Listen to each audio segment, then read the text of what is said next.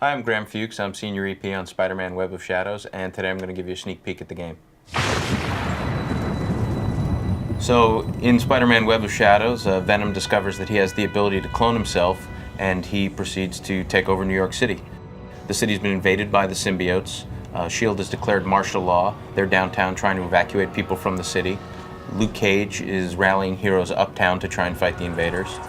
Kingpin is holed up in his fortress in Midtown, gathering villains, and it's up to the player as Spider-Man to decide which side you're going to be on to save New York.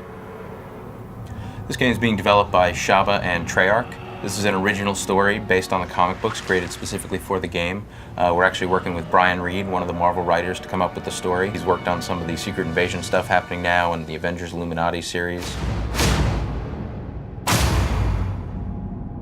And one of the first things that Shaba wanted to do when making this game was to completely revamp the combat system.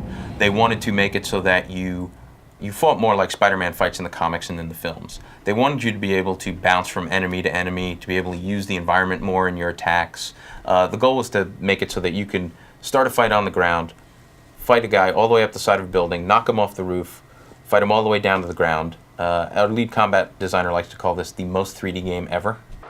So now I'm going to show you here's a little bit of the wall combat. S.H.I.E.L.D. has set up an evac zone on the top of this building. They're trying to get people out of the city as the symbiotes are invading. We've improved the camera from previous games. We've added a Z-Lock camera. In previous games, Spider-Man moves around so much that it's very easy to lose the enemies that you're fighting with. But you'll see here that as long as you're locked onto an enemy, he's always going to remain in the center of the screen. So it allows you to do all sorts of great moves and swings in and out, and you never lose the action.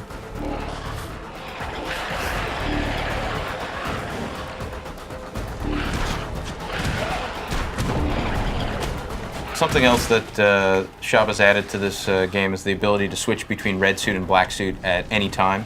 We wanted to give the two suits kind of different feels, so the red suit is more web-based and more acrobatic. The black suit is more strength and power-based, and you could switch at any time you like.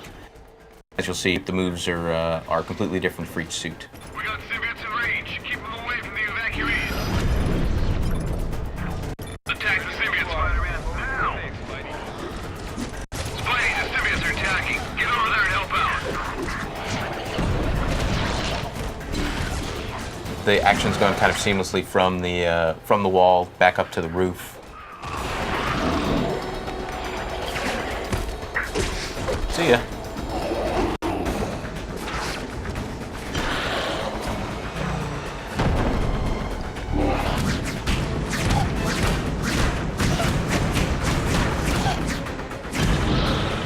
The light's coming off the enemies, that's experience that I'm earning by defeating them. I can take that experience and I can spend it on upgrades for my suits. We have upgrades and have been divided into different categories. So, if you find yourself using more webs, you can buy more webs. You find yourself using more ground moves, you can buy more melee moves. It allows you to build the type of Spider-Man that you want to build. And the system also rewards you for fighting more like Spider-Man, for using more of the combos. So if you can get a long combo string going while you're fighting enemies, you will earn more experience, which then you can spend on more moves and so on. You really have the ability to greatly upgrade your character as you play through the game. So now I'm going to show you a little bit of the aerial combat. Aw, look at the adorable little vulture's nest. Is this your new line of work? Goblins are us? Leave now while you still can. Oh, it's a cliché fight! Okay, hang on. I'm warning you, Spider-Man.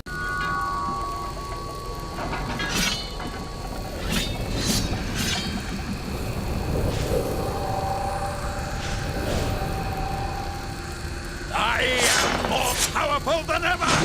Uh-oh.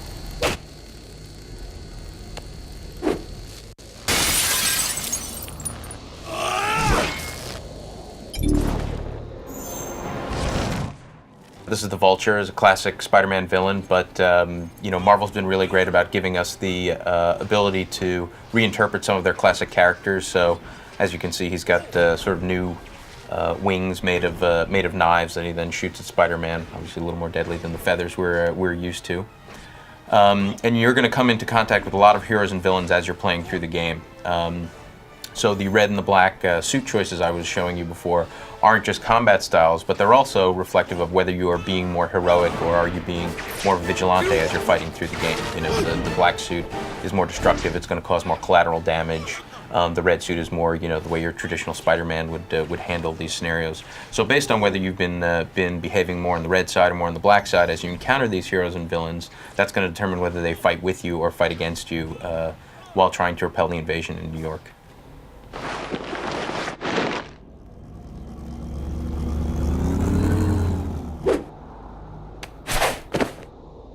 After I beat Vulture up a little bit, he's a little more afraid of me. He's going to try and stay away from me by staying far away from the building. But I can use the new web strike ability that we talked about, actually being able to bounce from enemy to enemy to enemy, to use his henchmen to actually get out to him in the middle of the air there and fight him there. By the way, there's no actual sort of trick keeping me up in the air. That's just my own ability. I'm constantly using the webs to grasp onto people who are flying. If I miss any of those contacts, I'll fall to the ground.